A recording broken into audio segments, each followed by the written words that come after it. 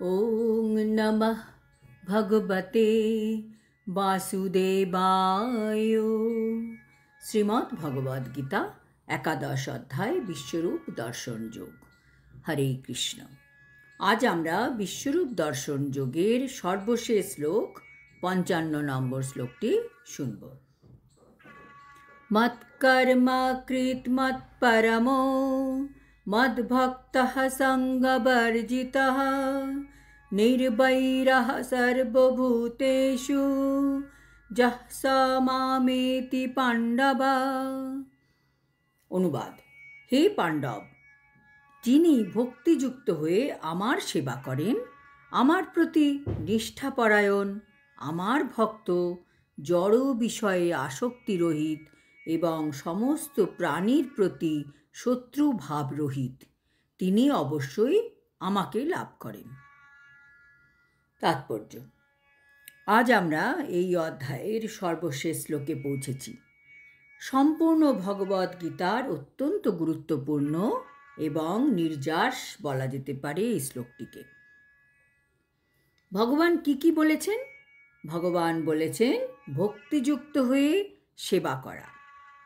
দ্বিতীয়, নিষ্ঠাপরায়ণ, ভগবানের ভক্ত, যে কোনো জড় বিষয়ে আসক্তিরহিত আর যে কোনো প্রাণীর প্রতি শত্রু ভাবাপন্ন নয়। ভগবদ্ গীতা যে কোনো বদ্ধ জীবকে সঠিক পথে পরিচালনা করে, কারণ বদ্ধ জীবরা ভুলে যায় আমরা কি উদ্দেশ্যে এই পৃথিবীতে জন্ম নিয়েছি, আর তখন আমরা এই প্রকৃতির উপর প্রভুত্ব করতে চাই। এই প্রভুত্ব করার চেষ্টার জন্যই আমরা প্রতিনিয়ত সংগ্রাম করে চলেছি।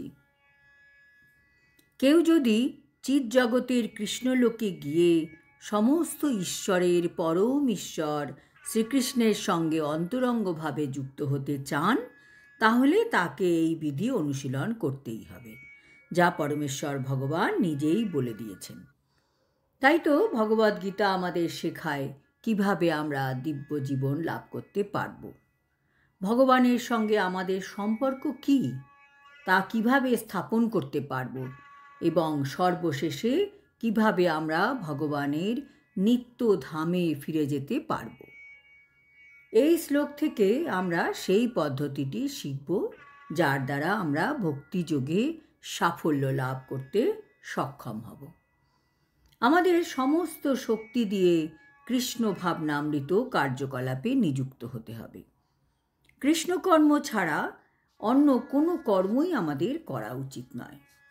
অবশ্য জড় জাগতিক অন্য কর্মে আমরা লিপ্ত হলেও তার ফলের প্রতি আসক্ত হওয়া উচিত নয়। সব কর্মের ফল ভগবান কৃষ্ণকেই আমাদের সমর্পণ করা উচিত। যেমন কেউ যখন ব্যবসায় লিপ্ত থাকতে পারেন, কিন্তু তার সেই কার্যকলাপ কৃষ্ণ ভাবনামৃতে রূপান্তরিত করতে হলে তাকে শ্রীকৃষ্ণের জন্য ব্যবসা করতে হবে। শ্রীকৃষ্ণ যদি সেই ব্যবসার মালিক হন, তাহলে সেই ব্যবসার সমস্ত লাভের ভোক্তা হবেন তিনি। কোনো ব্যবসায় যদি লক্ষ লক্ষ টাকা থাকে এবং তিনি যদি তা শ্রীকৃষ্ণকে দান করতে চান, তাহলে তিনি তা করতে পারেন। এটি শ্রীকৃষ্ণের জন্য কর্ম। নিজের ইন্দ্রিয় তৃপ্তির জন্য বড় বড় প্রাসাদ তৈরি না করে যদি তিনি শ্রীকৃষ্ণের জন্য একটি সুন্দর মন্দির তৈরি করতে পারেন, তাহলে সেই মন্দিরে শ্রীকৃষ্ণের শ্রীবিগ্রহ প্রতিষ্ঠা করতে পারেন এবং শ্রীবিগ্রহের সেবা পূজার আয়োজন করতে পারেন। সে যে বিষয়ে ভগবদ্ ভক্তি সংক্রান্ত প্রামাণিক গ্রন্থাবলীতে বর্ণনা দেওয়া আছে। এই সমস্তই হচ্ছে কৃষ্ণকর্ম। সব কিছু শ্রীকৃষ্ণকে অর্পণ করে ভগবানের প্রসাদ রূপে তা আমাদের গ্রহণ করা উচিত।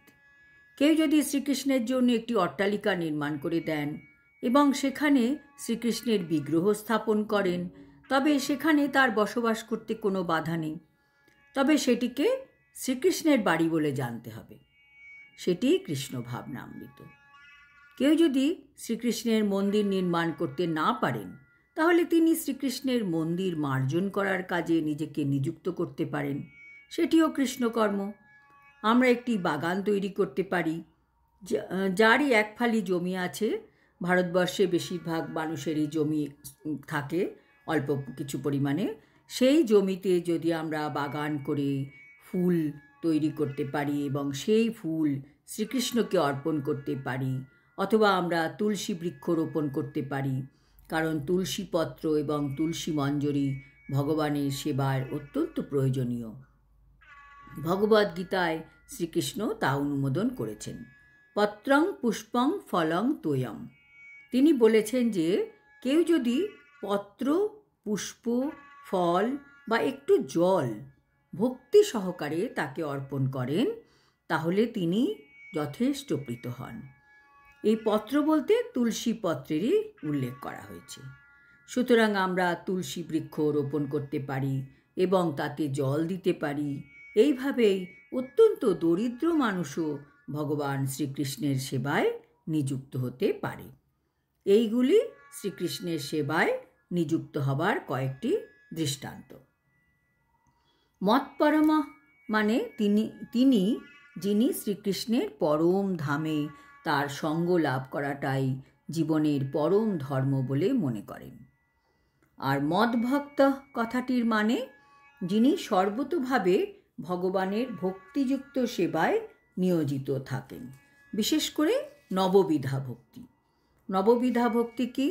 শ্রবণ, কীর্তন, স্মরণ, অর্চন, পাদসেবন, বন্দন, দাস্য, সখ্য ও আত্মনিবেদনের মাধ্যমে। যে কেউই ভক্তিযোগের এই 9টি পন্থা বা 8টি বা 7টি এবং এমনকি একটিও পন্থার সেবায় নিযুক্ত থাকেন, তবে তার ফলে তার সিদ্ধিলাভ অবশ্যই হবে। আর সঙ্গবর্জিত মানে কথাটি অত্যন্ত তাৎপর্যপূর্ণ। কৃষ্ণ বিমুখ মানুষের সঙ্গ ত্যাগ করা উচিত। কারা কৃষ্ণ বিমুখ? যারা সকাম কর্মী, যারা জল্পনা কল্পনা প্রসূত জ্ঞানের প্রতি আসক্ত। আর শুদ্ধ ভক্তির সংজ্ঞা কি? অন্যাভিলাষিতা শূন্যং জ্ঞান কর্মাদ্যনাবৃতম আনুকূল্যেন কৃষ্ণানুশীলনং ভক্তিরুত্তমা। এই শ্লোকে শ্রীল রূপ গোস্বামী স্পষ্টভাবে বর্ণনা করেছেন যে কেউ যদি শুদ্ধ ভক্তি অনুশীলন করতে চান, তাকে সমস্ত জড় জাগতিক কলুষ থেকে মুক্ত হতে হবে। তাকে অবশ্যই সকাম কর্ম ও মানসিক জল্পনা কল্পনার প্রতি আসক্ত চিত্ত ব্যক্তির সঙ্গ থেকে মুক্ত হতে হবে। যখন কেউ এই প্রকার অবাঞ্ছিত সঙ্গ ও জড়জাগতিক বাসনার কলুষ থেকে মুক্ত হন, তখন তিনি অনুকূলভাবে কৃষ্ণতত্ত্ব বিজ্ঞান অনুশীলন করেন। তাকেই বলা হয় শুদ্ধ ভক্তি। কংস ছিল শ্রীকৃষ্ণের শত্রু। শ্রীকৃষ্ণের জন্মের সময় থেকেই কংস নানাভাবে শ্রীকৃষ্ণকে হত্যা করবার পরিকল্পনা করেছিল, কিন্তু যেহেতু সে শ্রীকৃষ্ণকে হত্যা করতে পারেনি, তাই সে সব সময় শ্রীকৃষ্ণের চিন্তা করত।